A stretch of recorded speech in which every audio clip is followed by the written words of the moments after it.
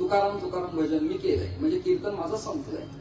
काय झालं, तुम्ही फक्त बाकीचे शांत बसा, मी त्यांना स्माईल करायला लावणार आहे, हात वर करतील आणि भावनेचा कौल मला ते देतील.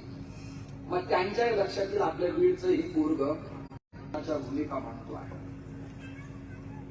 क्रिकेट नावाचा खेळ कृष्ण, पेल्या, वडजा, वाकड्या, मधुमंगल खेळताना ही टीम आहे.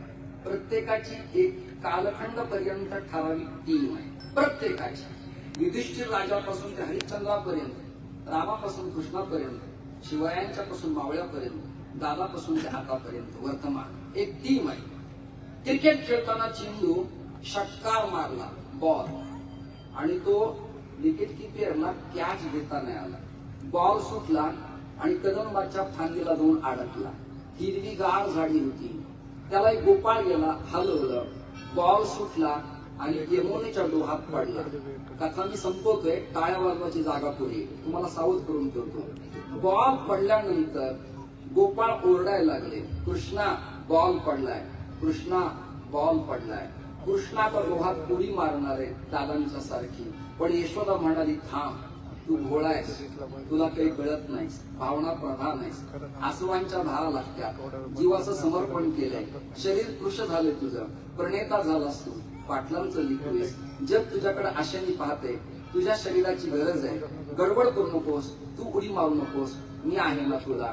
कृष्णाला वाटलं एवढा आई समजून सांगतेय, आई डोहात उडी मारून बॉल काढून देत होती, कोणास ठाऊक आहे. यशोदाई बाजूला सरकली. कृष्णाच्या लक्षात आलं की एखादी संघटना उभी केल्यानंतर एखादा मागे पुढे कदाचित भविष्यात सरकू शकतो, पण प्रणेता कधी डगमगत नसतो. कृष्णानं स्वतः डोहात उडी मारली. उडी मारताना कालिया नावाची दुष्ट शक्ती क्रॉस करायला लागली. या प्रत्येक क्षेत्रात आहे, भागवतातच नाही, महाभारतातच नाही, इतिहासापासून तुमच्यापर्यंत जरा प्रॉब्लेम व्हायला लागला. कृष्ण डगमगले नाही, त्यांनी विराट रूप धारण केलं. कालियाचे मणके शिथिल झाले. कालिया तोंडात विष आहे, पण मणक्यात नाजूक आहे. कोण कुठे नाजूक आहे हे आपल्याला चांगलं कळतं आहे. तर सन्मान साधायचं. पुढचा ऐका, पुढे फार मजा आहे. चेंडू काढताना कालियाला बाजूला केलं. मला एका मीडिया तंत्राने प्रश्न विचारला, महाराज चेंडू खालून काढण्याचा हेतू काय होता? मी सांगितलं, धर्मवेत्ता आणि नेता, लोकनेता आणि धर्मवेत्ता तळागाळात गेल्या विना प्रगतीचा चेंडू हातात घेत नाही.